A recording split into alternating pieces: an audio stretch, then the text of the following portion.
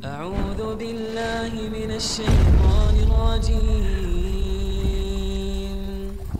يا أيها الذين آمنوا اتقوا الله ولتنظر نفس ما قدمت لغد واتقوا الله إن الله خبير بما تعملون. Bismillahirrahmanirrahim. Assalamualaikum warahmatullahi wabarakatuh.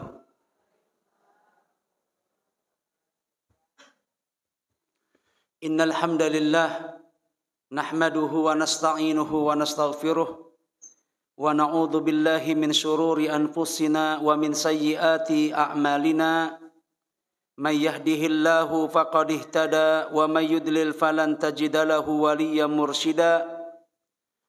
Ashhadu an la ilaha illallah wahdahu la syarikalah wa ashhadu anna Muhammadan abduhu wa rasuluh. Allahumma salli wa sallim wa barik ala abdika wa rasulika Muhammadin sallallahu alaihi wasallam wa ala alihi wa sahbihi wa man sara ala nahjih wastanna bisunnatih wahtada bihadyih ila yaumil qiyamati amma ba'du. Faqala ta'ala ya ayyuhalladzina amanu taqullaha haqqa tuqatih wa la tamutunna illa wa antum muslimun. Allahumma inna nas'aluka ilman nafi'a wa rizqan tayyiba wa amalan mutaqabbala. Allahumma anfa'na bima 'allamtana wa 'allimna ma yanfa'una wa zidna ilma. Subhanaka la ilma lana illa ma 'allamtana innaka antal alimul hakim. Para akhwat, para ummahat, a'azaniyallahu wa iyyakunna. Alhamdulillah, patut kiranya selalu dan senantiasa kita memanjatkan puji syukur kita kepada Allah Tabaraka wa Ta'ala. Kita bersyukur atas nikmat dan kebaikan yang Allah karuniakan kepada kita. Kita juga bersyukur kepada Allah Subhanahu wa Ta'ala atas nikmat taufik, nikmat kemudahan dan kemampuan yang Allah berikan kepada kita, sehingga di pagi hari ini Allah mudahkan langkah kaki kita, Allah mudahkan ayunan tangan kita, sehingga kita bisa memanfaatkan umur panjang yang Allah berikan, memanfaatkan kesehatan yang Allah karuniakan, memanfaatkan waktu luang yang Allah anugerahkan untuk kita manfaatkan dengan baik, untuk kita manfaatkan dalam rangka menghadiri satu aktivitas yang amat sangat bermanfaat, yaitu duduk dan hadir pada majelis ilmu kali ini. Semoga berbagai macam upaya-upaya yang sudah kita kerahkan untuk bisa hadirnya kita di majelis ilmu ini mendapatkan berbagai macam kebaikan-kebaikan, keutamaan-keutamaan sesuai dengan apa yang telah dijanjikan oleh Allah dan juga Rasulnya sallallahu alaihi wa alihi wasallam. Di kesempatan pagi hari ini kita akan membahas kajian yang bertemakan tentang faktor kebahagiaan. Tema kita adalah unwanus sa'adah. Faktor-faktor yang akan mengantarkan seseorang untuk menggapai kebahagiaan. Tema ini terinspirasi dari muqaddimah kitab Al-Qawaidul Arba. Jadi kalau ibu-ibu dan akhwat pernah membaca kitab Al-Qawaidul Arba yang ditulis oleh Syekh Muhammad bin Abdul Wahhab rahimahullahu ta'ala rahmatan wasi'ah. Dalam kitab ini beliau memberikan muqaddimah tentang beberapa faktor yang akan mendatangkan kebahagiaan. Saya akan bacakan teks dari beliau untuk kemudian kita terjemahkan dan kita akan bahas pada kajian kali ini. Qala al-musannifu rahimahullah, penulis rahimahullahu ta'ala berkata, Bismillahirrahmanirrahim. As'alullahal karim, Rabbal arshil azim, ayyatawallaka fid dunya wal akhirah, wa ayyaj'alaka mubarakan aynama kunta, wa an yaj'alaka mimman idza u'tiya syakara, wa idza btuliya sabara, wa idza adnaba astaghfara, fa inna haula'i tsalasa unwanus sa'adah. Itu mukaddimah dari beliau. Kita akan terjemahkan dulu secara singkat untuk kemudian kita akan bahas lebih mendalam. Pertama kali beliau mengawali bukunya dengan membaca basmalah, Bismillahirrahmanirrahim. Dan senantiasa dalam buku-buku beliau mengawalinya dengan basmalah. Iktidaan bil kitabil aziz. Karena beliau ingin ikut kepada kitab Allah subhanahu wa ta'ala, Al-Quranul Karim. Yang kita tahu Al-Quranul Karim itu diawali juga dengan basmalah. Maka beliau pun suka untuk membuka tulisan-tulisan beliau dengan mengucapkan basmalah. Ya. Jadi alasannya pertama ingin mengikuti metode yang ada di dalam Al-Quran. Quran mengawali dengan bismillah, maka buku-buku beliau pun diawali dengan basmalah. Kemudian alasan yang kedua, beliau juga ingin iktida, mengikuti kebiasaan Nabi sallallahu alaihi wasallam. Bahwa beliau ketika menulis surat kepada para raja untuk mengajak mereka ke dalam Islam, maka selalu ya dalam risalah atau surat-surat beliau yang beliau kirimkan kepada para raja dalam rangka mengajak mereka, mendakwahkan mereka untuk masuk ke dalam Islam, maka dalam surat tersebut selalu beliau mengawalinya juga dengan bacaan bismillah, ya. Maka ini alasan kedua kenapa mengawali sesuatu dengan basmalah. Alasan yang ketiga karena adanya sebuah riwayat, ya. Sebuah riwayat walaupun dikhilafkan oleh para ulama tentang keabsahan dari hadisnya, namun secara umum bisa kita amalkan. Nah, Nabi SAW mengatakan kullu amrin dzibalin la yubda'u fihi bismillahi fahuwa aqta.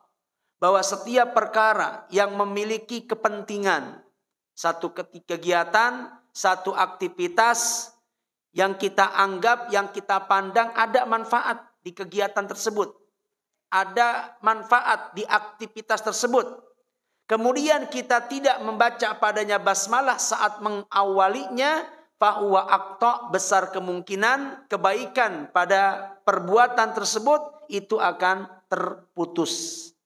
Jadi ketika ada satu kegiatan yang tidak diawali dengan aktivitas, besar kemungkinan kebaikan dan keberkahan dari aktivitas tersebut akan terputus. Maka agar tidak terputus dan mendapatkan kebaikan serta keberkahan pada setiap aktivitas yang kita lakukan, makankah, belajarkah, bekerjakah, atau apapun, dzibalin yang memiliki kepentingan, kita pandang ada manfaatnya, maka dianjurkan untuk mengawalinya dengan bismillah. Apabila tidak, maka dikhawatirkan kebaikan itu akan terputus dan dia tidak mendapatkan keberkahannya. As'alullah al-karim, aku memohon kepada Allah al-karim yang maha mulia. Rabbal arshil azim, Rabb pemilik arsy yang agung. An yatawallaka fid dunya wal akhirah, agar Allah mengurusmu, agar Allah membantu untuk mengurus urusanmu di dunia dan juga di akhirat. Wa an yaj'alaka mubarakan aynama kunta, dan agar engkau senantiasa diberkahi oleh Allah Subhanahu wa taala dimanapun kau berada.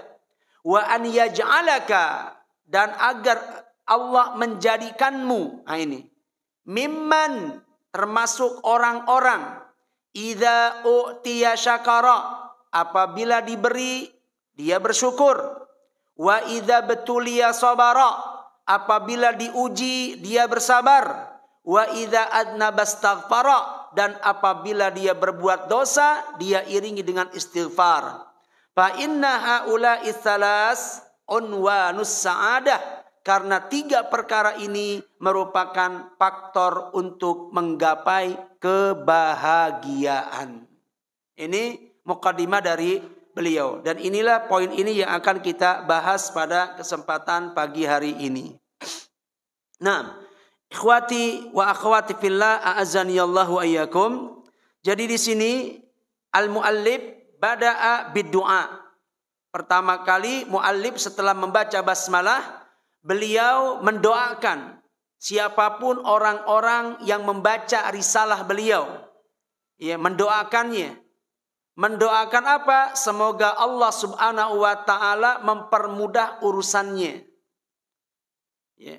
Semoga Allah Subhanahu wa taala mengurus urusannya, membantu semua urusannya, urusan perkaranya di dunia dan juga di akhirat. Tentu ini sesuatu yang diinginkan, diidamkan oleh setiap kita. Agar Allah Subhanahu wa ta'ala membantu kita, mengurus kita dalam semua urusan-urusan kita. Membantu semua urusan-urusan kita. Baik urusan terkait masalah dunia ataupun urusan yang terkait dengan masalah akhirat. Ketika Allah Subhanahu wa ta'ala hadir dalam setiap urusan kita, dalam setiap perkara-perkara yang kita geluti, maka niscaya kita akan mendapatkan kemudahan.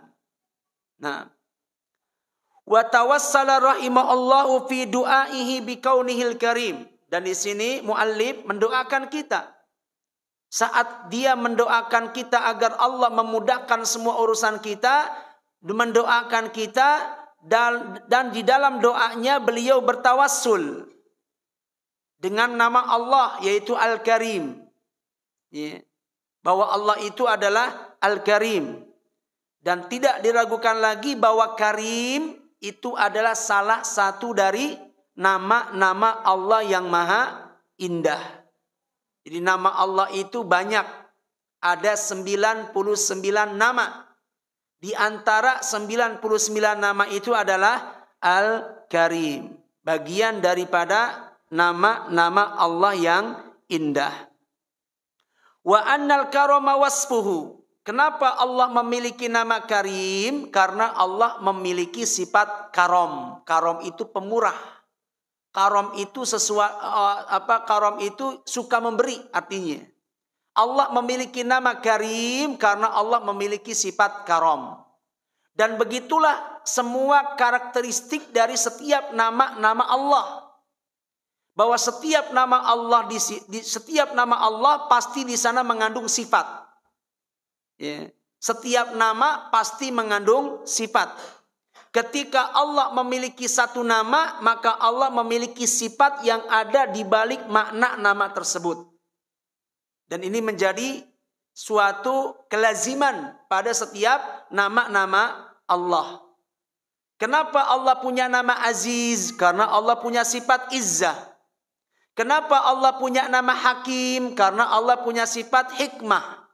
Kenapa Allah punya nama Ghafur? Karena Allah memiliki sifat pemaaf, maghfirah, menerima ampunan. Ya. Dan begitu seterusnya. Kenapa Allah punya nama Rahman dan Rahim? Karena Allah memiliki sifat rahmah. Setiap nama di balik itu pasti mengandung sifat. Ya, itu menjadi sebuah kelaziman pada setiap nama-nama Allah. Nah, ini berbeda dengan nama-nama yang disandang oleh manusia. Kadang manusia itu punya nama tapi tidak memiliki sifat yang ada pada nama tersebut. Ya. Dia memiliki nama tapi tidak memiliki sifat yang ada pada nama tersebut. Ya. Misalkan ada orang punya nama Khalid. Khalid itu artinya apa? Kekal. Apakah dia punya sifat al-khulud, punya sifat kekekalan? Dia nggak akan mati sampai hari kiamat? Ya, nggak punya. Nama mungkin. Ya, namanya mungkin dia punya nama Khalid yang artinya kekal. Tapi dia tidak memiliki sifat kekekalan sebagaimana nama yang dia sandang. Itu wajar manusia. Ya. Ada orang punya nama Thohir yang artinya bersih, tapi kadang kesehariannya dia jorok misalkan. Ya, nggak pernah mandi tapi namanya Thohir. Ya. Ada orang punya nama Soleh tapi gemarnya mabok-mabokan misalkan, namanya Soleh. Tapi sejatinya sifatnya dia nggak soleh. Ya, senantiasa memberikan rasa takut kepada manusia. Ya, dikenal dengan keburukan akhlaknya di tengah-tengah manusia, padahal namanya soleh, padahal namanya mukmin, padahal namanya muslim. Namanya mukmin. Mukmin itu artinya orang yang memberikan rasa aman. Tapi ternyata dalam kesehariannya dia orang yang suka mengancam, memberikan teror, ya, memberikan was-was di tengah-tengah kaum muslimin. Suka mengacungkan senjata di tengah-tengah pemukiman kaum muslimin, padahal namanya mukmin umpamanya. Ya, begitulah manusia. Kadang dia memiliki nama tapi tidak memiliki sifat yang ada pada nama yang dia sandang. Tapi tidak demikian dengan Allah Subhanahu wa taala. Allah memiliki nama dan di balik nama Allah pasti mengandung sifat. Di antara nama Allah adalah Al-Karim. Kenapa Allah memiliki nama Karim? Karena Allah punya sifat karam. Nah, apa itu karam? Al-karam idza su'ila a'ta. Karam itu apabila diberi, karam itu apabila diminta selalu memberi. Ya. Ketika diminta selalu memberi, atau sesuatu yang suka memberi itu memiliki karam atau karim, ya. Dan maka tiada mengapa ya seseorang disematkan padanya kalimat karim ketika kita melihat ada orang baik sekali, ringan tangan, suka memberi, dikit-dikit memberi, jika ada kelebihan pasti dia memberi kepada orang yang membutuhkan. Kemudian orang-orang melakobinya, memberikan julukan kepada orang tersebut, Masya Allah dia adalah orang yang karim. Ya, bukan namanya si karim, tapi sifatnya karam. Ya, pantas untuk mendapatkan nama karim. Bolehkah nama karim ini disandang oleh makhluk? Boleh atau tidak? Boleh. Boleh kita mengatakan fulan karim. Fulan itu karim, mulia, suka memberi. Boleh.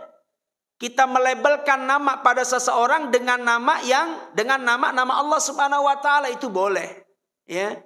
Karena memang ada kalanya Allah sendiri memberikan nama Allah kemudian dinamakan padanya manusia. Ya, itu adalah nama Allah dan kemudian Allah memberikan nama itu kepada manusia. Allah sendiri mengatakan demikian. Ya, faja'alnahu sami'an basira. Ketika Allah menyebutkan dalam surat Al-Insan, ya, faja'alnahu sami'an basira. Lalu kami jadikan manusia sami'an, mendengar, basira, melihat. Padahal as-sami dan basir merupakan nama siapa? Nama Allah. Ya. Innahu huwas sami'ul basir. Allah itu maha melihat, maha mendengar. Sami' basir merupakan nama Allah. Dan Allah Subhanahu wa taala memberikan namanya, mensematkan nama Sami dan nama Basir kepada siapa? Kepada manusia. Allah yang menyematkan itu. Allah lah yang memberikan manusia itu nama Sami dan Basir, bahwa manusia itu mendengar, manusia itu melihat. Ya. Maka tiada mengapa kita mensematkan nama-nama Allah kepada makhluk. Fulan Karim, fulan Sami, fulan Basir, fulan Alim misalkan. Boleh. Ya, tapi sudah barang tentu sifat yang sama secara nama tidak akan sama secara hakikat. Manusia mendengar sehingga sah kalau kita katakan fulan sami, karena memang dia benar-benar mendengar. Ya, karena dia melihat maka kita katakan fulan basir. Karena dia suka memberi kita katakan fulan karim. Boleh atau tidak? Boleh. Tapi sudah barang tentu ya, nama yang disandang oleh makhluk tersebut atau sifat yang disandang oleh makhluk tersebut hanya sama dalam penamaan, tapi pasti akan berbeda secara hakikat. Gak mungkin sama nama dan sama hakikatnya. Ya. Sama hanya sekedar namanya saja. Yang namanya Sami itu mendengar, yang namanya Basir itu melihat, yang namanya Karim itu suka memberi.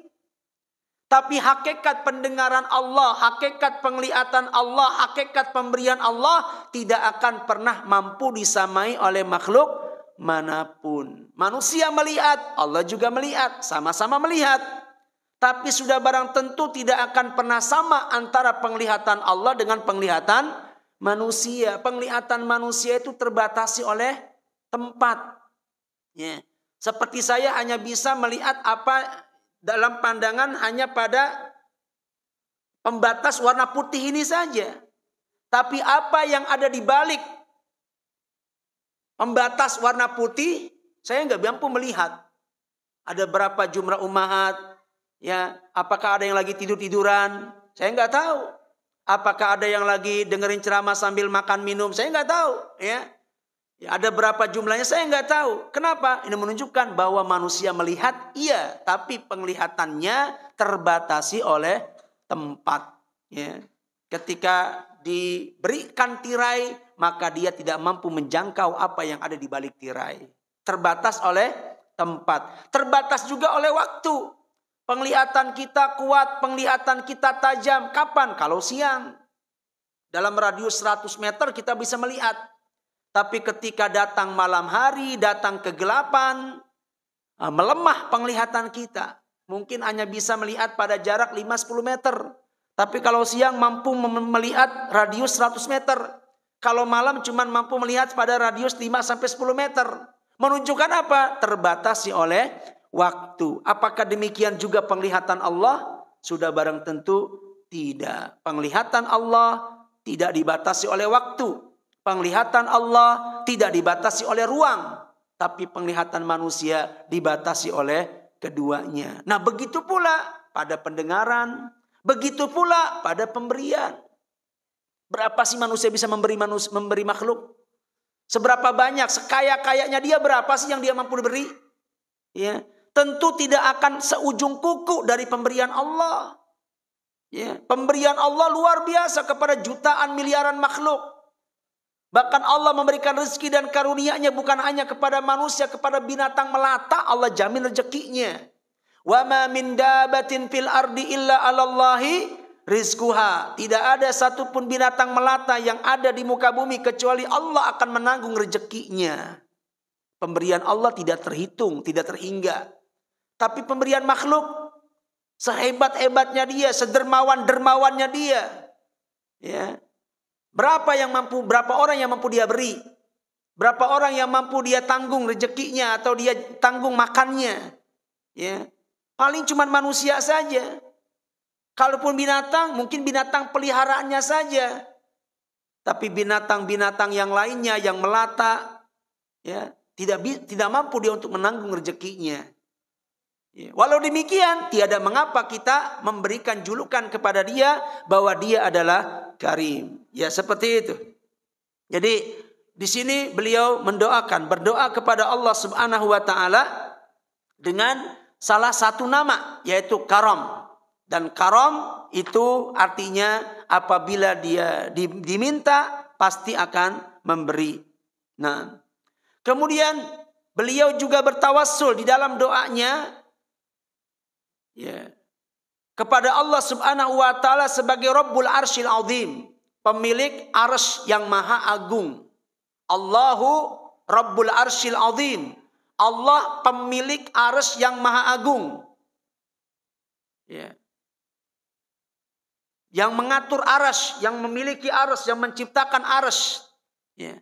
Wal arsy a'dhamul makhluqat, dan kita tahu arsy itu merupakan makhluk yang paling agung, paling besar, paling dahsyat. Ya. Wa a'lal makhluqat, dan dia juga makhluk yang paling tinggi. Ya. Makhluk yang paling tempatnya itu paling tinggi. Yang kita tahu bahwa arsy itu ada di atas langit ketujuh. Ya. Dan bahkan setelah langit ketujuh itu enggak langsung arsy, tapi akan ada apa? Singgasana. Ya. Akan ada lautan dulu terlebih dahulu. Ya. Baru kemudian ada arsy Allah Subhanahu wa taala. Sehingga dalam surat Hud ayat 7 Allah mengatakan wa kana arsyuhu 'alal ma, bahwa arsy Allah itu ada di atas bahtera, ya. Arsy Allah itu ada di atas bahtera, dan bahtera itu adanya pada langit ketujuh. Jadi di atas langit ketujuh itu akan ada lautan, akan ada bahtera, dan arsy Allah ada di atas bahtera tersebut. Wa kana arsyuhu 'alal ma. Arsy Allah ada di atas bahtera dan menjadi makhluk yang paling tinggi, dan Allah bersemayam di sana. Nah, wa asqalul makhluqat, dan arsy juga merupakan makhluk yang paling berat. Ya. Karena hanya mampu dipikul oleh 8 malaikat. Nggak bisa dipikul oleh 1 malaikat, tapi 8 malaikat yang hanya bisa memikulnya. Sebagaimana yang Allah sebutkan di dalam surat Al-Haqqah. Nah, Allah mengatakan wa yahmilu arsya rabbika fawqahum samaniyah. Yahmilu arsya rabbika fawqahum samaniyah, ya, yang akan membawa, membopong, memanggul arsy Allah itu adalah 8 malaikat. Yang kita tahu disebutkan dalam hadis Nabi SAW tentang bagaimana sifat malaikat yang memikul arsy Allah Subhanahu wa taala. Nabi menyebutkan antara ujung telinga sampai ke pundaknya ini sejauh 70 tahun perjalanan. Nah, itu jarak antara ujung daun telinga sampai pundaknya. Menunjukkan makhluk malaikat yang memikul arsy Allah, mereka adalah makhluk yang sangat besar. Bagaimana dengan arsy-Nya Allah Subhanahu wa taala, ya. Jadi jarak, kalau kita nih jarak antara ujung telinga sampai pundak paling cuman 5 ruas jemari saja, ya. Atau orang yang mungkin lehernya jenjang paling maksimal ya 10 jemari saja. Tapi jarak malaikat, ya, malaikat yang memikul arsy Allah, jarak antara ujung telinga sampai ke pundaknya itu sejauh 70 tahun perjalanan. Menunjukkan bahwa malaikatnya sangat besar, luar biasa, dahsyat, dan sudah barang tentu makhluk yang dipikulnya itu jauh lebih dahsyat lagi. Maka dikatakan asqalul makhluqat. Nah, dan Allah Subhanahu wa taala menyebutkan dalam banyak ayat tentang arsy ini, ya, tidak kurang dari 8 ayat di dalam Al-Qur'an Allah menyebutkan tentang arsy. Nah, dan sudah barang tentu ketika ada orang bertawassul dengan menyebut nama Allah Al-Karim, yang Maha Pemurah, Maha Pemberi, bertawassul kepada Allah sebagai Rabb pemilik arsy yang Maha Agung, ini merupakan bentuk tawassul yang amat sangat bermanfaat. Yurja ma'ahu husulul ijabah, yang akan sangat diharapkan doanya itu akan terkabul, ya. Jadi akan sangat baik ketika seseorang berdoa kepada Allah, dia bertawassul dengan nama-nama Allah, nama apa saja. Terlebih ketika yang dia gunakan dalam bertawassul adalah nama Al-Karim, ya. Karena Karim itu secara makna yang senantiasa memberi apabila diminta. Nah, dan ini merupakan salah satu bentuk tawassul yang akan sangat baik, ya. Yatawassalul insan ilallah, di mana manusia bertawassul kepada Allah ketika berdoa dengan menggunakan nama-nama dan juga sifat-sifatnya. Dan ini merupakan salah satu bentuk tawassul dalam berdoa yang amat dianjurkan. Bukan cuma sekedar boleh saja, tapi sangat disukai, dianjurkan. Seseorang ketika berdoa memohon kepada Allah untuk bertawassul terlebih dahulu dengan nama-nama Allah. Karena di antara hikmah kenapa Allah mengabarkan kepada kita akan nama-namanya, di antara tujuannya adalah apa? Agar kita menyebut nama tersebut, menggunakan nama tersebut untuk bertawassul kepada Allah saat kita berdoa kepadanya. Makanya di dalam surat Al-Maidah, kalau nggak salah surat Al-Maidah Allah mengatakan, ya, di dalam surat, sebentar saya cari, walillahil asmaul husna. Saya ragu ayatnya. Walillahil asmaul husna fad'uuhu biha. Fad'uuhu biha.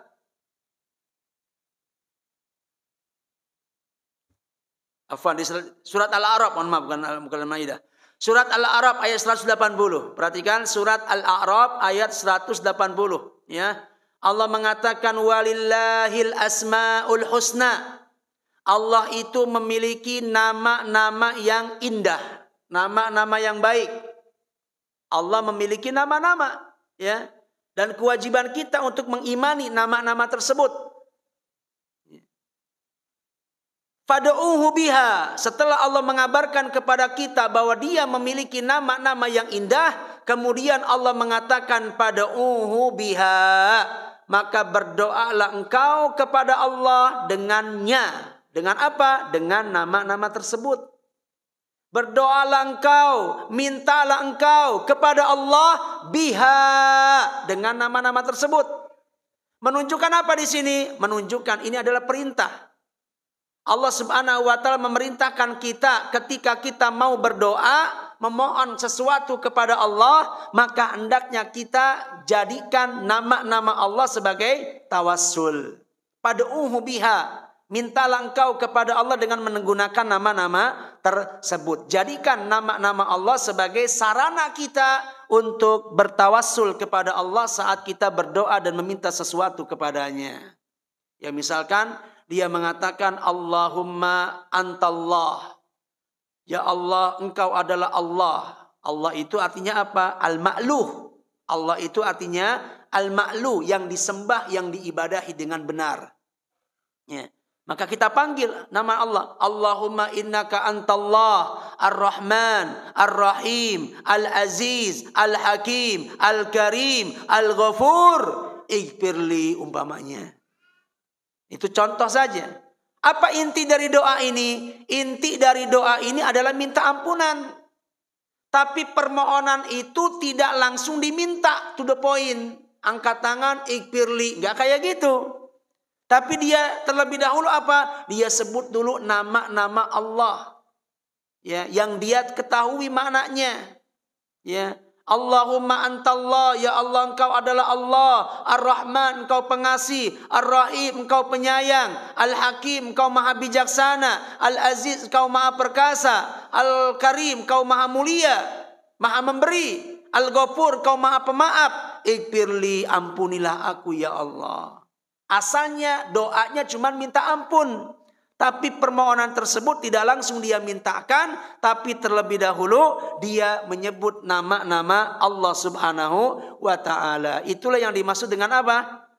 Bertawassul dengan nama-nama Allah. Ya, itu salah satu contohnya saja. Nah, dengan begitu dia telah mengamalkan perintah Allah pad'uhu biha. Berdoalah kalian kepada Allah dengan nama-nama tersebut. Surat Al-A'raf ayat 180.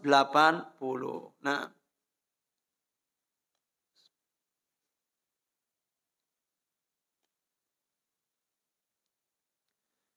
ya, apa yang didoakan? Anta wallahullahu. Ya. Agar Allah Subhanahu wa taala memberikan membantu mengurus urusan-urusanmu. Jadi ketika ada seseorang yang urusannya dibantu oleh Allah Subhanahu wa taala, kana lahu taufiq, maka dia akan mendapatkan taufik dan kemudahan dalam menjalani urusan-urusannya. Wa kana lahul falah, dan dia tentu akan mendapatkan kesuksesan pada setiap urusan-urusannya. Wa kana lahul ibdu min kulli makruh, dan dia tentu akan mendapatkan penjagaan dari sesuatu yang tidak dia sukai. Ketika Allah membantu urusannya, maka Allah Subhanahu wa taala akan berikan dia taufik, kemudahan. Allah akan diberikan dia al-falah, kesuksesan. Allah akan berikan dia al-ibzu. Ya. Allah Subhanahu wa taala akan berikan dia ibzu, artinya penjagaan dari setiap sesuatu yang tidak dia sukai. Nah, kemudian itu permohonan yang pertama, ya. Permohonan yang kedua,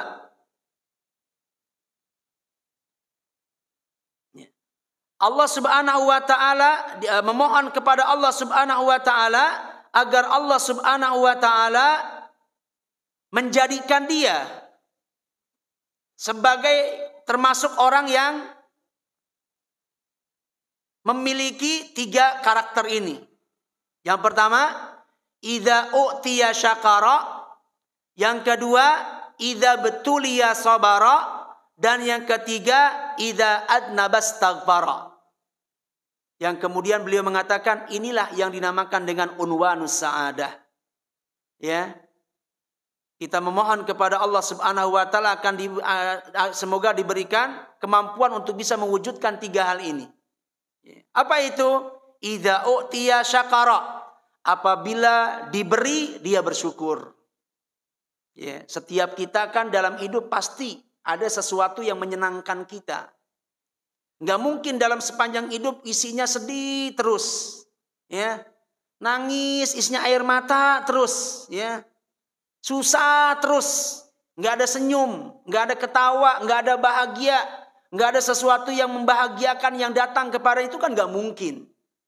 Dalam hidup tentu dia akan mendapatkan sesuatu yang menyenangkan, ya. Kesehatan itu sesuatu yang positif yang membahagiakan, umur panjang, pekerjaan yang mapan, ya diberikan kendaraan yang nyaman, diberikan keluarga yang sakinah, mawaddah, warahmah dan kebaikan-kebaikan yang lainnya. Syakara, kemudian dia sikapi kebaikan itu dengan syukur. Apabila ada orang yang seperti itu, diberi, dia bersyukur, diberi kebaikan, diberikan umur panjang, diberikan kesehatan, diberikan anak-anak yang riang, anak-anak yang sehat walafiat, anak-anak yang sukses, anak-anak yang soleh dan soleha, ya, rumah-rumah yang nyaman, kendaraan-kendaraan yang nyaman. Kemudian dia imbangi, dia sikapi dengan syukur, maka dia akan menjadi orang yang berbahagia. Ya, maka kewajiban kita untuk dalam menyikapi segala pemberian Allah itu dengan apa? Dengan syukur. Yang syukur itu memiliki 3 arkan. Yang disebutkan al-qaimatu ala salasati arkan. Yang namanya syukur itu memiliki 3 rukun. Ya. Yang pertama adalah i'tirafun bil qalbi, pengakuan di dalam hati. Bagaimana wujud syukur seseorang? Tentu kita ingin menjadi hamba-hamba yang bersyukur. Ya. Bagaimana cara bersyukurnya seorang ketika mendapatkan nikmat dan pemberian dari Allah Subhanahu wa taala? Dengan cara kita mewujudkan 3 rukunnya. Apabila 3 rukun ini ada, maka kita akan dianggap sebagai orang-orang yang bersyukur. Yang pertama, i'tiraf. Di antara rukun syukur yang pertama adalah bagaimana dia mengakui pemberian itu datangnya dari Allah. Itu namanya syukur dalam hati. Mengakui dalam hati sanubari dia yang paling dalam bahwa pemberian kebaikan ini yang memberikan segala macam kebaikan-kebaikan yang kita rasakan itu adalah Allah Subhanahu wa taala. Allah mengatakan wa ma bikum min ni'matin faminallah. Nikmat apa saja yang sampai kepada kalian hakikatnya itu datang dari Allah. Nikmat harta sejatinya itu datang dari Allah. Ya. Melalui suami-suami kita. Suami-suami kita dapat melalui pekerjaan-pekerjaannya. Jadi kantor tempat suami kita bekerja yang setiap bulannya dia mendapatkan gaji. Pasar tempat suami kita berjualan yang dengannya dia mendapatkan penghasilan. Semuanya itu cuma sekedar wasilah saja. Tetapi yang memberikan rezeki ini kepada kita adalah Allah. Allahu war-Razzaq. Allah lah yang memberikan rezeki ini kepada kita. Maka kita wajib menisbatkan rezeki yang sampai kepada kita hanya kepada Allah Subhanahu wa ta'ala. Bahwa kita mendapatkan rezeki ini dari Allah. Ya. Begitu pula di saat kita sehat, setelah sebelumnya kita sakit. Maka sandarkan nikmat sehat ini kepada siapa? Kepada Allah. Bahwa Allah lah yang memberikan kesembuhan kepada kita dari sakit-sakit kita. Dokter tempat kita berobat cuma sekedar wasilah. Obat yang kita minum kemudian menjadi sebab kita mendapatkan kesembuhan. Obat juga cuma sekedar wasilah. Tapi yang memberikan kesembuhan dari penyakit-penyakit kita adalah siapa? Allah. Ya, wa idza maridtu fahuwa yashfin, sebagaimana yang dikatakan oleh Nabi Ibrahim, dan kita harus memiliki keyakinan seperti itu. Wa idza maritu fahuwa yashfin. Ketika aku sakit, maka hanya Allah lah yang bisa memberikan kesembuhan atas penyakit-penyakitku. Ya, dengan melalui berbagai macam caranya. Ya, dengan melalui dokter, melalui obat yang kita minum, dokter tempat kita berobat, ya, melalui para terapis misalkan dan lain sebagainya. Caranya dengan berbagai macam cara-cara yang halal.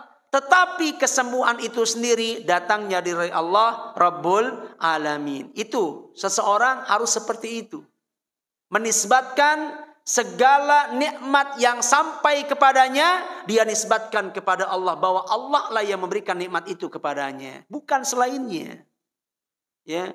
Sebab kalau ada orang menisbatkan rezeki misalkan atau apapun kepada selain Allah, dia nisbatkan kepada kekuatannya, dia nisbatkan kepada kehebatannya, kepada kecerdasannya, maka itu bagian daripada kekufuran yang tidak menutup kemungkinan ini akan mengundang kemurkaan Allah Subhanahu wa ta'ala. Sebagaimana itu pernah terjadi pada diri Qarun. Jadi kalau kita menisbatkan kebaikan dengan kecerdasan, tidak ada bedanya antara kita dengan Qarun. Karena Qarun pun melakukan hal yang sama. Ya, ketika kita tahu Qarun ini adalah orang kaya raya yang hidup pada zaman Nabi siapa? Musa alaihi salatu wassalam, kaya raya, kekayaannya luar biasa. Bahkan Allah mengungkapkan kekayaan Qarun di akhir surat Al-Qasas. Allah mengatakan wa inna mafatihahu latanu bil usbati ulil quwwah. Sesungguhnya kunci-kunci gudangnya Qarun, kunci-kunci perbendaharaannya Qarun itu hanya akan bisa dibawa, dipanggul oleh orang-orang yang kuat. Baru apa itu? Kuncinya. Ya. Bukan perbendaharaannya ya, bukan tumpukan emasnya ya, tapi kunci gudangnya. Ya. Sekaya-kayanya kita, berapa sih kunci gudangnya? Ya. Paling masih aja bisa dibawa dengan satu tangan. Ya, mungkin juga akan mampu diangkat dengan satu jemari kita. Ya. Kita timbun kekayaan kita di mana? Lemari. Berapa kunci lemari? Kita timbun kekayaan kita di gudang. Ada berapa kunci gudang? Masih kita bisa angkat hanya dengan satu jemari. Tapi tidak dengan Qarun. Kunci gudangnya saja itu hanya bisa dipanggul oleh orang yang kuat. Gimana isinya? Luar biasa kekayaannya. Maka ketika satu saat dia ditanya, dari mana dia mendapatkan kekayaan tersebut? Anna laka hadza. Dari mana kau dapatkan kekayaan tersebut wahai Qarun? Kekayaanmu luar biasa. Maka perhatikan apa jawaban Qarun. Apakah dia menisbatkan kekayaan itu kepada Allah? Allah yang mengkaruniakan ini kepada saya? Tidak. Tapi dia nisbatkan nikmat harta kepada kecerdasannya. Sehingga dengan pongahnya, dengan angkuhnya, dengan sombongnya, Qarun mengatakan innama utituhu ala ilmin indi. Sesungguhnya aku mendapatkan kekayaan yang melimpah ruah ini karena ilmu yang ada padaku, karena kecerdasanku, karena kehebatanku dalam berbisnis, ya, karena pengalamanku dalam berdagang dan berniaga, sehingga aku bisa mendapatkan kekayaan ini. Dia nisbatkan kekayaan itu dengan apa? Kehebatannya, kecerdasannya, pengalaman berbisnisnya. Dia lupakan Allah Subhanahu wa ta'ala. Itu namanya orang yang angkuh. Orang yang kufur terhadap nikmat. Maka ternyata ucapan inilah yang kemudian mengundang murka Allah. Fakhasabna bihi wa bidarihil ard. Lantas kemudian kami tenggelamkan Qarun beserta harta kekayaan yang dia bangga-banggakan. Allah hilangkan, Allah hancurkan. Dalam apa? Hanya dalam sekejap saja. Allahu Akbar. Ya. Jadi kekayaan yang dikumpulkan oleh Qarun bertahun-tahun, Allah lululantahkan hanya dalam sekejap. Ketika Allah murka, nggak akan ada yang tersisa. Ya. Jadi Qarun saja ketika dia kufur terhadap nikmat yang kemudian itu mendatangkan dan mengundang murka Allah, semua harta kekayaannya ludes ditelan, tertanam di dalam bumi. Padahal hartanya banyak, apalagi harta kita. Ya, harta Qarun saja dalam sekejap mampu Allah ludeskan. Padahal kekayaannya melimpah ruah. Ya, Allah hancurkan hanya dalam sekejap. Apalagi cuma harta kita. Ya, sekaya apa kita dibandingkan Qarun? Gak seujung kuku. Ya, sekaya-kaya orang terkaya di dunia ini dibandingkan dengan kekayaan Qarun mungkin gak seujung kukunya. Kalau Qarun saja mampu Allah luluh lantahkan dalam sekejap kekayaannya itu, apalagi orang yang kekayaannya jauh di bawah Qarun. Lebih mampu lagi Allah hilangkan. Lebih mampu lagi Allah akan hancurkan kekayaan tersebut jika dia kufur kepada Allah Subhanahu wa ta'ala. Nah, jadi ini apa? Pentingnya kita menyandarkan nikmat kepada Allah dan tidak boleh menyandarkannya kepada siapapun. Jangan kita bersikap seperti Qarun, tapi bersikaplah kita seperti siapa? Sulaiman alaihi salatu wassalam, yang juga seorang raja kaya raya. Ya, cuman bedanya apa? Qarun menisbatkan kekayaannya dengan kecerdasannya, yang kemudian Allah hancurkan kekayaannya, sementara Sulaiman dengan berbagai macam kelebihan-kelebihan yang Allah berikan, mampu berdialog dengan binatang, mampu memahami, menguasai bangsa jin, dan juga memiliki bala tentara yang kuat, yang hebat, memiliki kekayaan yang melimpah ruah. Tapi apa kata Nabi Sulaiman? Hadza min fadli Rabbi. Perhatikan, itu jawaban Nabi Sulaiman. Ya, hadza min fadli Rabbi. Sesungguhnya ini semua adalah keutamaan Rabbku, keutamaan Allah yang Allah karuniakan kepadaku. Nabi Sulaiman menyandarkan berbagai macam kelebihan yang Allah berikan kepada siapa? Kepada Allah. Dengan mengatakan hadza min fadli Rabbi. Kekayaanku, kemampuanku, kerajaanku, semuanya adalah keutamaan dari Allah. Liyabluwani aashkuru am akfur. Yang itu semua untuk mengujiku, apakah aku termasuk hamba yang bersyukur atau termasuk hamba yang kufur. Menyadari bahwa itu adalah ujian. Tapi nikmat tersebut wajib untuk kita sandarkan kepada Allah Subhanahu wa ta'ala. Tinggal kita pilih, ya, cermin kita ini siapa? Qarun atau Sulaiman? Ya, ada contoh teladan baik yaitu pada diri Nabi Sulaiman yang menyandarkan nikmat dan kelebihan kepada Allah. Ada juga di hadapan kita contoh buruk yaitu Qarun yang menyandarkan kelebihan kepada diri dan kemampuannya. Ya, tinggal kita melihat, ya, kita ini ya memiliki tipikal Nabi Sulaiman atau memiliki tipikal Qarun yang tidak pernah mengakui nikmat datangnya dari Allah, tapi justru kita menyandarkan nikmat-nikmat itu kepada kemampuan kita dan juga kehebatan kita. Dan sudah barang tentu insan beriman menjadikan Nabi Sulaimanlah sebagai teladan dalam mensikapi nikmat dan pemberian Allah Subhanahu wa ta'ala. Dia mengatakan hadza min fadli Rabbi. Ya, harta yang ada dalam genggamanku ini adalah keutamaan dari Allah. Kesehatanku keutamaan dari Allah. Jabatan yang aku duduki juga keutamaan dari Allah. Ya. Kemudian kendaraan-kendaraan yang aku tunggangi juga pemberian Allah, karunia Allah. Rumah-rumah nyaman yang aku tempati semuanya adalah pemberian Allah. Ya.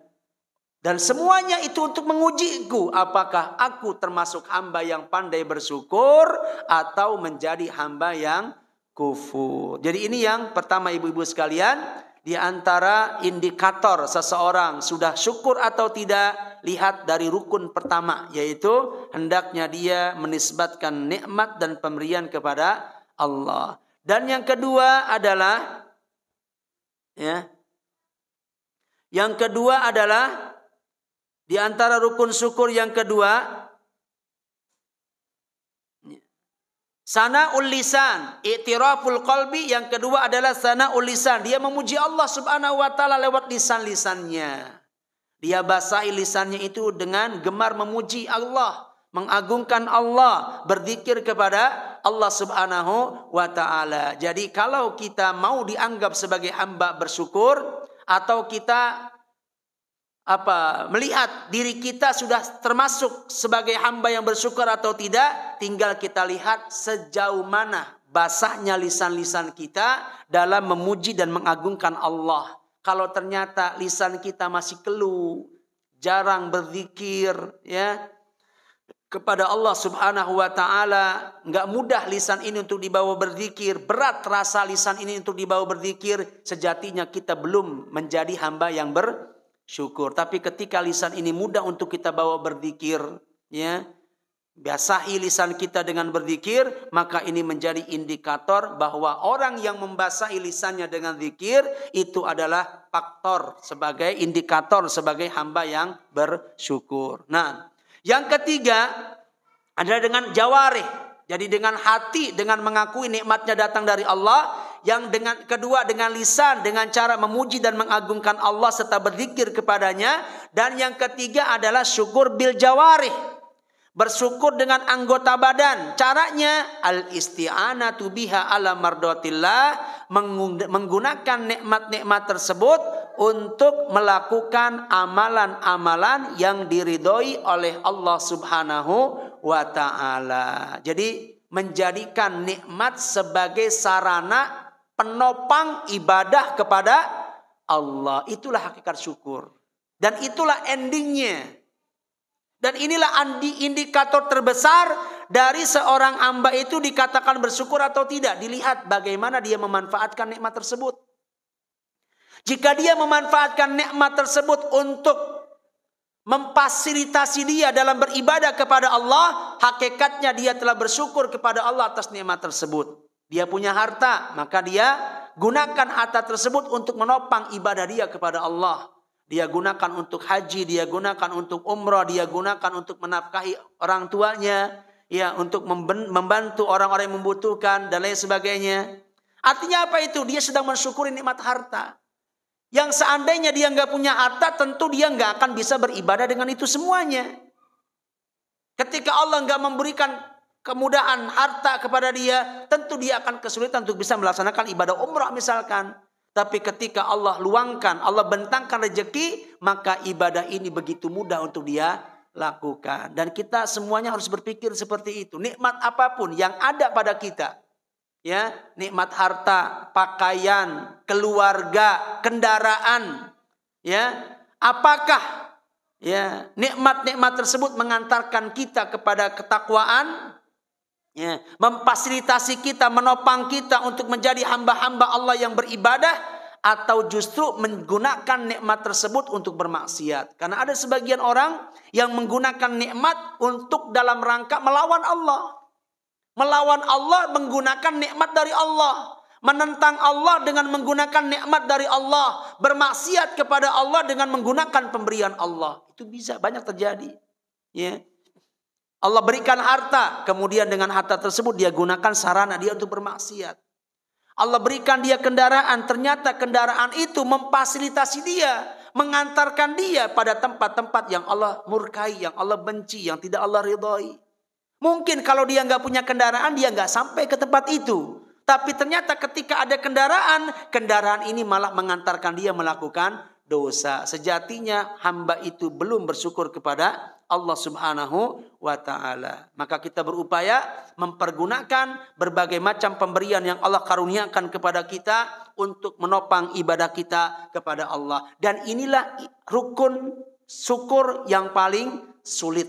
Menggunakan nikmat Allah untuk beribadah kepada Allah. Yang sering banyak dilakukan oleh manusia, menggunakan nikmat Allah untuk bermaksiat kepada Allah. Ya.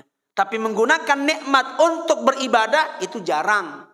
Makanya orang syukur ini banyak atau sedikit? Allah sebutkan sedikit. Allah mengatakan wa qalilun min ibadiyasy syakur. Sangat sedikit dari hamba-hambaku ini yang pandai bersyukur. Allah mengatakan qalil, sedikit. Ya. Yang banyak itu adalah siapa? Orang-orang yang menggunakan pemberianku untuk bermaksiat kepadaku. Tapi sangat sedikit dari hamba-hambaku yang menggunakan nikmatku, menggunakan pemberianku untuk menopang ibadah dia kepadaku. Sangat sedikit kata Allah. Kenapa? Karena ini sulit. Namun sekalipun sulit sejatinya bisa kita lakukan. Ya, kita berupaya menundukkan jiwa kita. Memaksakan diri kita untuk menggunakan nikmat pemberian Allah di atas jalan ketaatan. Dan kemudian kita minta bantuan dan pertolongan Allah. Ini penting ibu-ibu sekalian. Ibadah apapun itu akan terasa sulit kalau tidak ada pertolongan dari Allah. Ya, semudah apapun ibadah tanpa pertolongan Allah akan terasa sulit. Ya, tapi seberat apapun ibadah dengan pertolongan Allah akan terasa mudah. Ya, termasuk syukur. Sejatinya ini ibadah yang berat, nggak mungkin kita lakukan tanpa pertolongan Allah. Ya. Jangankan ibadah yang berat, ibadah yang ringan saja tanpa pertolongan Allah berat kita lakukan, apalagi ibadah yang berat. Ya, maka hendaknya sejatinya kita senantiasa minta bantuan kepada Allah agar Allah bantu kita menjadi hamba-hamba yang bersyukur. Bagaimana caranya? Kita membaca, mengamalkan doa yang pernah diwasiatkan oleh Nabi kepada Muadz. Ya, ada yang tahu apa wasiat Nabi kepada Muadz? Nabi satu saat pernah memegang pundak Muadz. Kemudian Nabi mengatakan, "Ya Muadz, inni la uhibbuka." Wahai Muadz, sungguh aku amat mencintaimu. Kemudian Nabi mengatakan, "La tada'anna dubura kulli salatin antaqul." Jangan pernah engkau tinggalkan di penghujung salatmu dengan untuk berdoa kepada Allah. Jangan pernah engkau tinggalkan di akhir salatmu dari berdoa dan meminta kepada Allah tentang 3 perkara yang kemudian Nabi mengajarkan, Allahumma a'inni ala dzikrika wa syukrika wa husni ibadatika. Apa inti dari doa tersebut? Minta tolong kepada Allah. Allahumma a'inni artinya apa? Ya Allah, bantu aku. Tolong aku ya Allah. Ala dzikrika, untuk senantiasa berzikir kepadamu. Perhatikan ibu-ibu sekalian, zikir itu secara umum ibadah berat atau ibadah ringan? Ringan, gampang, mudah. Ya. Enggak seperti sholat yang harus wudhu dulu, yang harus menghadap kiblat. Zikir enggak ada keharusan itu. Ya. Boleh zikir tanpa wudhu, boleh zikir tanpa menghadap kiblat, boleh zikir sambil kita diri, sambil kita duduk, sambil kita berbaring. Mudah. Boleh dilakukan kapan saja, di mana saja, dalam keadaan bagaimana saja. Ya. Berapa kali saja. Ringan di bibir, ringan di lisan. Nggak perlu mencucurkan keringat kita untuk bisa melakukannya. Nggak perlu bayar kita untuk bisa mengamalkannya. Ibadah ini ringan. Namun sekalipun ringan akan terasa berat bagi orang yang belum mendapatkan bantuan dari Allah, pertolongan dari Allah. Maka untuk satu amalan yang ringan saja kita butuh bantuan Allah. Allahumma a'inni ala dzikrika. Ya Allah, bantu aku, tolong aku untuk bisa berzikir kepadamu. Yang kedua, wa syukrika, bantu aku ya Allah agar aku menjadi hamba yang bersyukur atas nikmatmu. Kalau zikir saja yang gampang, aku nggak mampu tanpa bantuanmu, apalagi syukur yang berat. Aku tentu akan menjadi orang-orang yang gak berdaya untuk menjadi hamba yang bersyukur tanpa bantuan dan pertolonganmu. A'inni, bantu aku ya Allah. Ala zikrika, berzikir kepadamu. Wa syukrika, bersyukur kepadamu. Dan yang ketiga, wa husni ibadatika, bantu aku juga ya Allah agar aku bisa beribadah kepadamu dengan baik dan dengan ibadah yang benar. Jadi setelah kita berupaya melakukan mujahadah, ya, bersungguh-sungguh untuk bisa memanfaatkan nikmat dan pemberian Allah dalam rangka menopang ibadah kita kepadanya, maka kita juga jangan lupa untuk meminta bantuan dan pertolongan agar Allah jadikan kita sebagai hamba-hamba bersyukur. Nah ini faktor kebahagiaan pertama, idza u'tiya syakara. Apabila diberi dia bersyukur. Yang kedua, wa idza betuliya sabara. Ya, faktor kebahagiaan yang kedua yang diinginkan oleh setiap hamba adalah apa? Agar Allah menjadikan sebagai hamba yang apabila diuji. Kalau tadi diberi, dia bersabar, dia bersyukur. Yang kedua, apabila diuji, dia bersabar. Mendapatkan sesuatu yang tidak mengenakkan. Dan tentu ini akan dirasakan, didapatkan, dan dialami oleh setiap kita. Ya, nggak mungkin ada orang yang sepanjang hidupnya seneng terus, senyum terus, isinya tertawa terus, bahagia terus, itu nggak mungkin, lurus terus. Ya, pasti ada masa-masa, saat-saat dia mendapatkan sesuatu yang tidak dia inginkan, sesuatu yang tidak mengenakkan, dorok namanya, sesuatu yang memudoroti dia. Ya, sakit. Yang kemudian dia bersedih, ya. Kemudian kegundah gulanaan, kesedihan, kekurangan harta. Ada sebagian orang yang seperti itu, ya. Mungkin ada orang yang gak diuji Allah dengan kekurangan harta, gak diuji oleh Allah dengan penyakit, tapi mau tidak mau orang itu akan diuji dengan kekurangan jiwa. Apa itu kekurangan jiwa? Ditinggal mati oleh orang-orang yang dia cintai. Yang dengan itu dia bersedih. Ya. Yang dengan itu dia bersedih. Pasti ada kalanya, ada saatnya seseorang mendapatkan masa-masa yang seperti ini. Idza betulia, apabila dia diuji, sabara, dan dia sikapi dengan penuh kesabaran.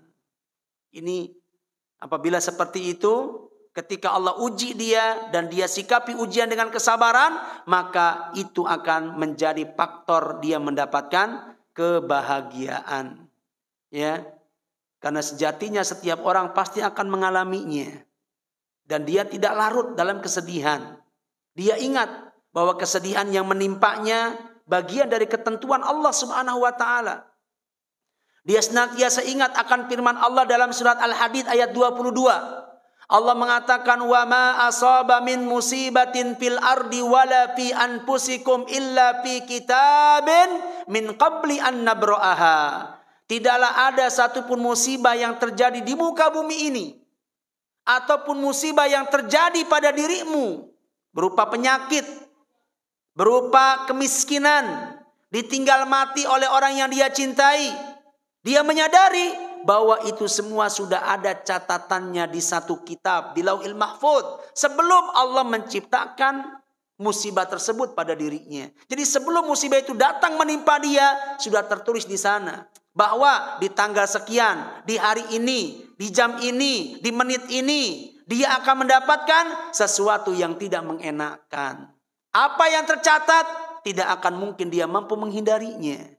Ma asabaka lam yakun liyukhti'aka wa ma akhta'aka lam yakun liyusibaka. Sesuatu yang akan menimpamu tidak akan pernah meleset darimu, dan sesuatu yang tidak mengenamu tidak akan pernah menimpamu. Jadi sehebat apapun misalkan kita melakukan proteksi diri, ya, untuk enggak sakit, untuk enggak mendapatkan musibah, kalau ternyata di Lauhil Mahfuz kita akan mendapatkan penyakit, mendapatkan musibah dan kecelakaan, pasti itu akan mengena kita. Sehebat apapun kita melakukan proteksi diri. Maka di saat kita mendapatkan kesedihan karena kita mendapatkan sesuatu yang tidak kita sukai, penyakitkah, musibahkah, bencanakah, ditinggal mati oleh orang yang dia cintai, ingat bahwa itu merupakan bagian daripada ketetapan Allah. Yang namanya ketetapan, mau tidak mau kita harus sikapi dengan apa? Kesabaran dan keredaan. Ya, agar apa? Agar Allah mendatangkan pahala di balik musibah kita. Ya. Karena seandainya nih kita nggak rela, kita nggak suka dengan ketentuan Allah atas diri kita, apakah itu akan membuat Allah akan menganulir keputusannya atas diri kita? Tidak. Allah akan berjalan dengan keputusannya. Sikap tidak ridha kita mendatangkan dosa buat kita. Tapi kalau kita menyikapi keputusan Allah dengan penuh kesabaran, dengan penuh keridhaan, maka di balik musibah itu akan ada pahala buat kita. Makanya seorang sahabat mengatakan, in tardo wa qad jaro alaikal qadaru wa anta ma'jur wa in taskhut wa qad jaro alaikal qadaru wa anta ma'zur. Jika engkau redha, maka takdir akan berjalan sebagaimana mestinya dan engkau akan mendapatkan pahala dari ridhamu. Wa in taskhut, tapi jika engkau marah, berkeluh kesah, takdir pun akan berjalan sebagaimana mestinya dan engkau akan mendapatkan dosa dari keluh kesahmu. Jadi bagaimanapun kita menyikapi ketentuan Allah, Allah akan berjalan dengan ketetapannya. Tidak akan merubah dan menganulir bagaimanapun sikap kita dalam menyikapi sesuatu yang tidak mengenakan diri kita. Tidak ada pilihan kecuali menyikapinya dengan kesabaran, menyikapinya dengan penuh kerelaan, menyikapinya dengan penuh keridhaan. Kita berhusnudzon kepada Allah, di balik sesuatu yang tidak mengenakan ini pasti akan ada kemudahan. Di balik sesuatu yang tidak mengenakan yang terjadi pada diri saya, di balik itu pasti akan ada hikmah. Ya, minimalnya kita berhusnudzon kepada Allah. Barangkali inilah caranya Allah hendak menghapuskan dosa kita. Inilah caranya Allah akan mengangkat derajat kita. Mungkin dengan cara Allah berikan kita sesuatu yang tidak mengenakan, inilah Allah Subhanahu wa taala berikan kepada kita pahala besar di balik itu semuanya. Maka Nabi SAW mengajarkan kepada kita, apabila kita mendapatkan sesuatu yang tidak mengenakan, penyakitkah, ditinggal mati oleh orang yang kita cintaikah, mendapatkan musibah ini musibah itu, mintalah kepada Allah apa? Pahala di balik musibah. Ya, kita mengatakan inna lillahi wa inna ilaihi rajiun. Kemudian Allahumma jurni. Gimana doanya supaya di balik musibah ini Allah datangkan pahala besar buat kita? Allahumma jurni fi musibati. Terus wa akhlifli khairan minhu, ya, khairan minhu atau khairan minha, ya. Ya Allah, jurni, Allahumma jurni. Ini yang doa yang diajarkan oleh Nabi SAW dalam kita menyikapi sesuatu yang tidak mengenakan. Allahumma jurni fi musibati, ya Allah, berikan aku pahala dari musibah yang menimpa aku. Ya, wa akhlifli khairan minhu atau minha, dan berikan aku pengganti yang lebih baik dari musibah yang aku dapatkan, ya. Agar dengan itu Allah Subhanahu wa taala memberikan kebaikan pada setiap musibah-musibah yang dia dapatkan. Ini yang kedua. Kemudian yang ketiga, wa idza adnaba astaghfara. Apabila dia berdosa, dia iringi dengan apa? Dengan istighfar, ya. Dia menyadari bahwa sejatinya dia manusia ini adalah para pendosa. Kerap kali lisannya melakukan dosa. Kerap kali pandangan matanya memandang sesuatu yang berbau dosa. Ya. Pendengarannya, langkah kakinya, gerak-gerik tangannya, dan lain sebagainya. Maka hendaknya kemudian agar dosa-dosa ini tidak menumpuk dan tidak menjadi sesuatu yang memberatkan urusan dia di akhirat, segera apa? Dia hilangkan dengan cara beristighfar, memohon ampunan dari Allah Subhanahu wa taala. Ketika ada satu dosa yang kemudian dia imbangi dengan apa? Dengan meminta ampun kepada Allah Subhanahu wa taala, maka dengan itu Allah akan hapus kembali dosa-dosanya. Kalau satu dosa itu sudah dihapus, sudah ditutup, maka Allah tidak akan memintakan pertanggungjawaban atas dosa-dosa yang dia lakukan. Dan ini akan meringankan urusan kita nanti di akhirat. Ya. Kita sadar pendosa, banyak dosa, tapi pelit istighfarnya. Artinya apa? Kita harus siap untuk mempertanggungjawabkan setiap dosa-dosa yang kita lakukan. Sanggup atau enggak tuh? Ya. Menanggung dosa lisan saja kita akan kerepotan. untuk mempertanggungjawabkan dosa pandangan mata saja kita pasti akan kerepotan. Apalagi jika berbagai macam potensi dosa yang kita lakukan dimintakan pertanggungjawaban oleh Allah. Kerepotan kita, kesulitan kita. Maka agar kita nggak repot dan nggak sulit, maka mintalah ampunan kepada Allah atas setiap dosa-dosa yang kita lakukan. Jika ada orang yang memiliki tipikal seperti ini, karakteristik seperti ini, lisannya gemar memohon ampun kepada Allah atas dosa-dosa yang dia lakukan, maka dia akan menjadi manusia yang berbahagia. Ya. Kenapa? Karena Allah kelak tidak akan lagi menuntut dosa tersebut. Allah nggak lagi meminta pertanggungjawaban. Kenapa? Karena dosa tersebut sudah dia taubati. Ya, sudah dia mintakan ampunan kepada Allah. Bagaimana caranya? Mengumpulkan, namanya istighfar itu pengumpulan antara lisan dengan hati. Sebagaimana disebutkan oleh Syekh Sindi di sini. Ya, perhatikan, saya akan bacakan poin pentingnya di sini. Beliau mengatakan,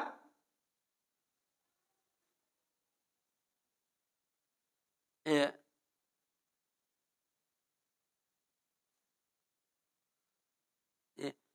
Wa a'dhamul istighfar ma tawata'a alaihi al-qalbu wal lisan. Istighfar yang agung itu adalah istighfar yang mampu menggabungkan antara hati dengan lisan. Istighfar yang akan memberikan manfaat, ya, yang akan bermanfaat untuk pemiliknya apabila dia menggabungkan antara hati dengan lisan. Bagaimana maksudnya? Ammal qalbu fa innahu yandam wa ya'zam ala adamil audah. Tugas hati ketika dia istighfar adalah apa? Menyesali dosa yang dia lakukan. Kemudian berazam, bertekad untuk tidak mengulanginya lagi di masa-masa yang akan datang. Jadi ada tuh di hati itu suara tekad itu ada. Bukan berbangga dengan dosa, tapi apa? Dia menyesal. Ya Allah, kenapa aku harus terjerumus pada dosa tersebut? Ya, aku mohon ampun kepadamu ya Allah, karena aku nggak akan sanggup untuk mempertanggungjawabkan nanti dosa ini di hadapanmu. Dia sesali kenapa dia harus terjerumus ke dalam dosa itu. Jadi hatinya bermain di sana. Dengan cara apa? Menyesal. Kemudian bertekad untuk tidak mengulangi lagi di masa yang akan datang. Jadi adanya tekad untuk tidak mengulangi itu ada. Kalau toh ternyata di hari kemudian dia terjerumus lagi, maka ya kembali lagi dia bertaubat, kembali lagi dia beristighfar. Yang namanya manusia kadang sekalipun dia bertekad untuk tidak mengulanginya lagi, ternyata nggak berapa lama tergoda lagi dengan bisikan syaitan, terjerumus lagi pada lembah yang sama, pada dosa yang sama. Kadang ada yang seperti itu. Maka apabila dia mengalaminya, bangkit lagi, taubat lagi, istighfar lagi. Tiada mengapa seorang beristighfar kepada Allah, ya sekalipun dia berkali-kali terjerumus pada lubang yang sama, ya.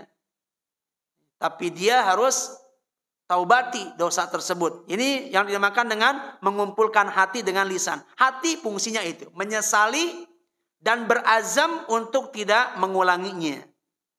Nah, wa ammal lisan, sementara peran lisan, peran hati tadi ya, menyesali dan bertekad tidak mengulang. Sementara peran lisan, yad'ullaha, dia berdoa kepada Allah, wa yas'aluhul maghfirah, dan meminta ampunan kepada Allah.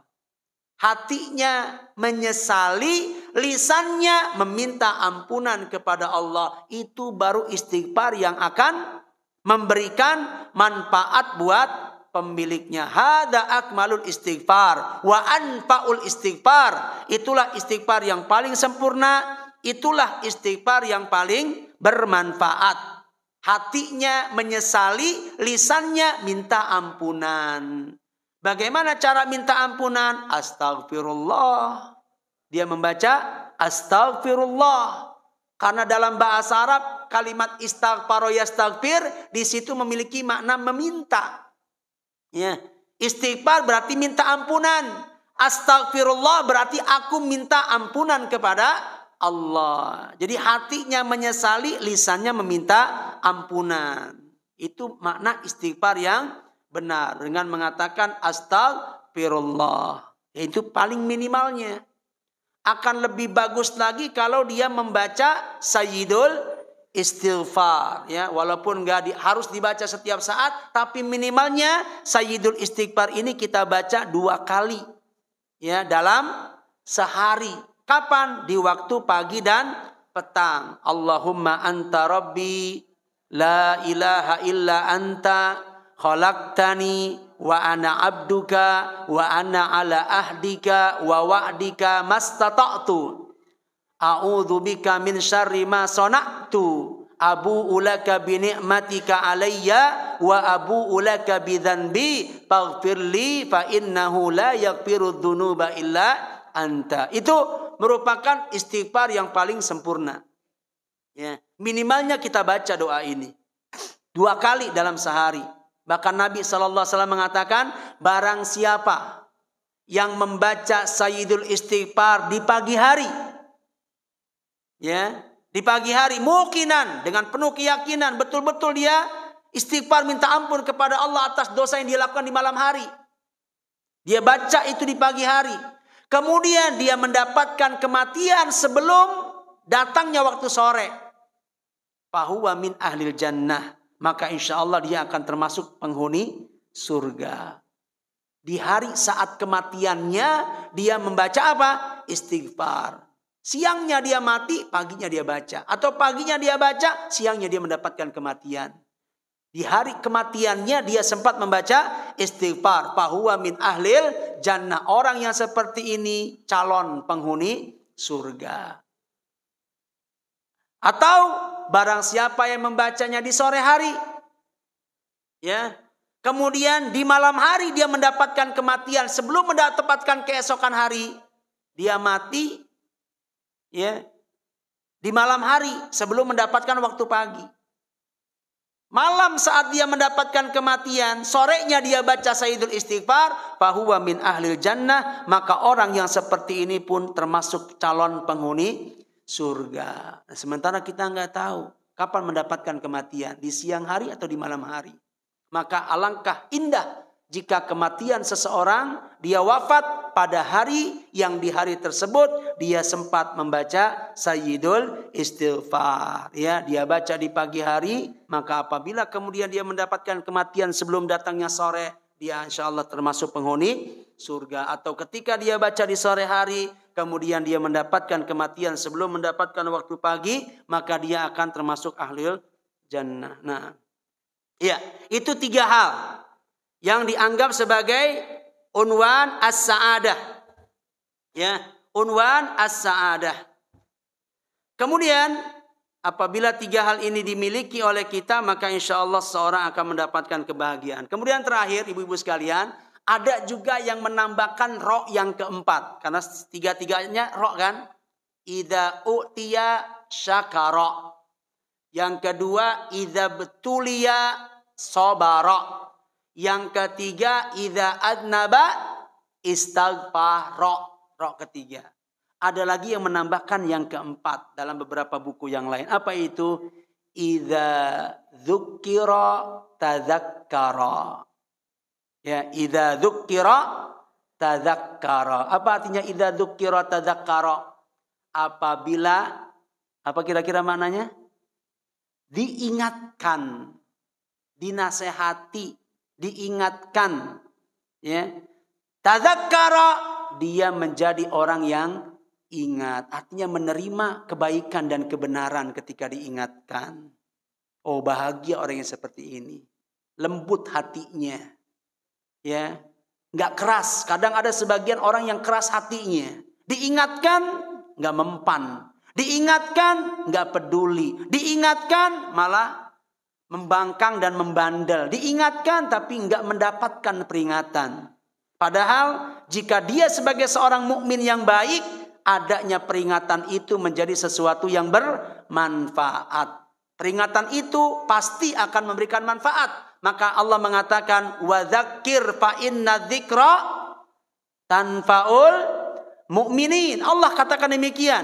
Berilah peringatan karena sejatinya peringatan itu pasti akan bermanfaat buat orang-orang beriman. Jadi jika kita orang beriman yang sejati, Allah lembutkan hati-hati kita, maka kita akan menjadi orang yang mudah menerima kebenaran. Mudah diingatkan. Kita bengkok, diingatkan, lurus lagi. Gampang dibawa baiknya. Mudah tersentuh hatinya. Itu pertanda orang bahagia.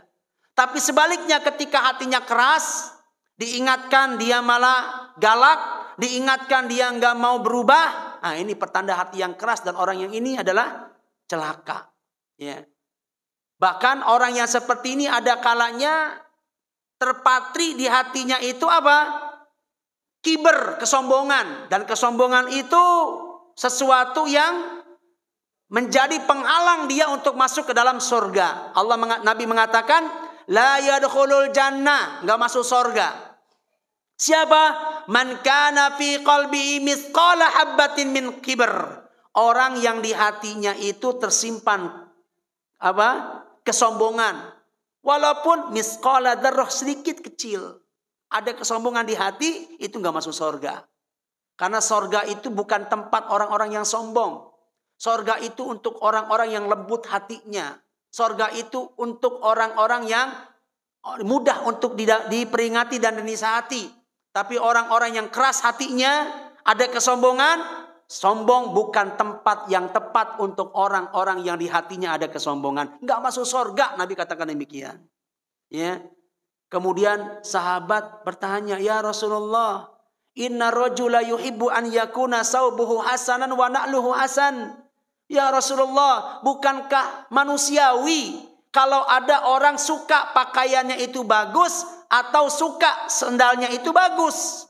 Sahabat mengira bahwa ketika ada orang pakaian bagus, memakai sendal yang bagus, itu disebut sebagai orang sombong. Kata Nabi, tidak. Bukan seperti itu hakikat orang yang sombong.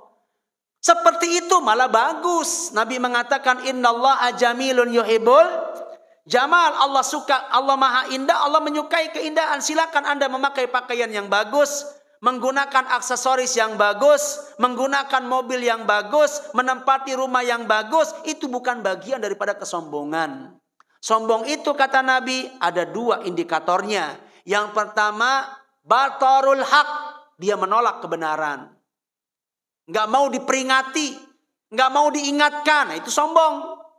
Datang kebenaran, dia tolak. Dinasehati, nggak mempan. Itu orang yang sombong. Yang kedua, ghamtun nas, merendahkan manusia, melecehkan manusia. Ketika kita naik kendaraan bagus, itu nggak sombong. Bukan bagian daripada kesombongan. Tapi mentang-mentang kita naik kendaraan bagus, melecehkan, meremehkan, menghinakan orang yang nggak punya kendaraan, nah itu baru ada di sana unsur kesombongan. Harus segera dihilangkan. Maka orang-orang yang mudah diingatkan, mudah hatinya itu menerima peringatan, maka ini juga bagian daripada ciri faktor orang yang akan mendapatkan kebahagiaan. Jadi secara singkat, orang yang bahagia adalah orang yang memiliki 4 karakter huruf ro. Yang pertama sekali lagi, idza u'tiya syakara, diberi dia bersyukur. Yang kedua, idza betuliya sabara, apabila diuji dia bersabar. Yang ketiga, idza adnaba istighfara, apabila dia berbuat dosa dia segera istighfar, meminta ampun kepada Allah. Yang keempat, idza dzukira tadzakkara, apabila dia diingatkan, dia menjadi orang-orang yang menerima peringatan tersebut dan kemudian berupaya untuk memperbaiki dirinya. Demikian yang dapat kami sampaikan. Semoga apa yang disampaikan menjadi motivasi, ilmu bermanfaat buat kita semuanya. Allah lembutkan hati-hati kita dan Allah jadikan kita termasuk hamba-hamba yang memiliki 4 karakter tadi, ya, menjadi hamba yang pandai bersyukur apabila diberi, hamba yang bersabar apabila diuji, hamba yang senantiasa beristighfar apabila terjatuh pada perbuatan dosa, dan menjadi hamba-hamba yang Allah lembutkan hatinya sehingga menerima kebenaran apabila kebenaran ini sampai kepada kita, yang dengan demikian kita akan mendapatkan kebahagiaan dunia dan juga akhirat. Wallahu ta'ala alam bisawab. Ya, apabila ada hal-hal yang perlu didiskusikan, dipertanyakan, silakan. Masih ada waktu tersisa 5 menit ke depan. Nah, Apabila ada, silakan.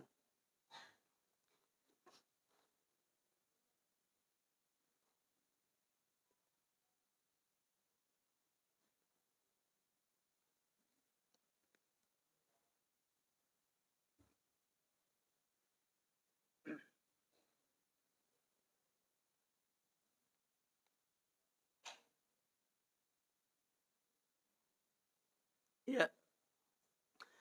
Ya, tadi doa. Ini pertanyaan Ustadz.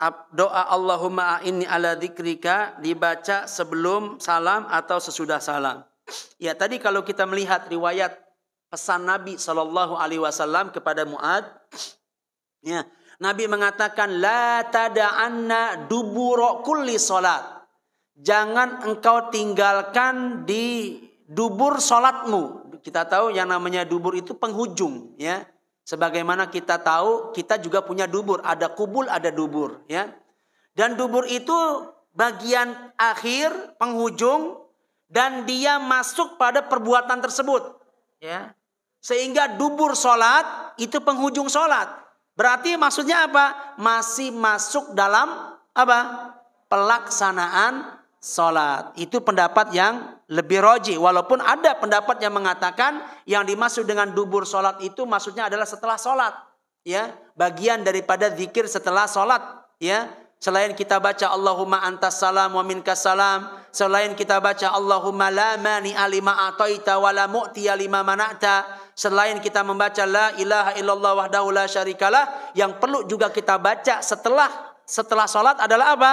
Baca tadi Allahumma a'inni ala dzikrika wa syukrika wa husni ibadatika. Kita katakan hada qaul, ini pendapat yang mengatakan dibaca setelah sholat, setelah salam, ya. Namun ada juga pendapat yang wallahu alam, ini pendapat yang lebih tepat, dibacanya itu setelah di penghujung sholat, ya. Setelah kita membaca tahiyat akhir, setelah kita berlindung kepada Allah dari 4 perkara, sebelum salam, berarti di penghujung sholatnya, nah, baru kita baca, kemudian setelah itu kita salam. Artinya jika ini kita lakukan, maka kita membacanya betul-betul di penghujung sholat dan masih dalam pelaksanaan sholat. Itulah makna kalimat dubur yang disebutkan oleh para ahli bahasa, masuk dalam lingkup, ya, naungan pelaksanaan sholat itu sendiri, ya. Maka ini yang lebih tepat dibaca, ya, setelah kita membaca tahiyat tasyahud akhir, setelah kita berlindung kepada Allah dari 4 perkara, dan sebelum salam kita baca, ya. Ini lebih tepat, wallahu taala alam bissawab. Baik, saya kira ini yang dapat saya sampaikan. Hanya ada satu pertanyaan yang masuk. Kita tutup kajian kita, ya, dengan membaca kafaratul majlis. Subhanakallahumma wa bihamdika asyhadu an la ilaha illa anta astaghfiruka wa atubu ilaik. Wassalamualaikum warahmatullahi wabarakatuh.